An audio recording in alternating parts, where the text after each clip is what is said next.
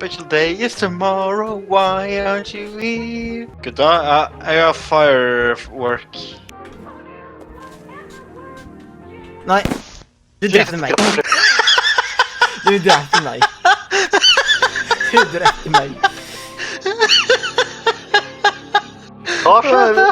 Du Kastet på kastet. fyrverkeri på Det han. bare lagget skikkelig. Bare måtte resette. Jeg må bare tenke, hvordan... Prøv å kaste den rett på han, se om det er nok. Vi har flere. Skal jeg bare prøve å kaste den i øynene? Ja, jeg tror du skal gjøre det. Det funker ikke. Han var ikke så glad for det. Jeg er støkk på bordet. Jeg er støkk.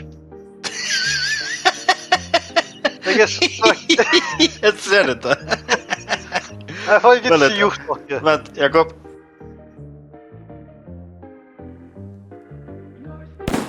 Enkelt. Så det setter vi.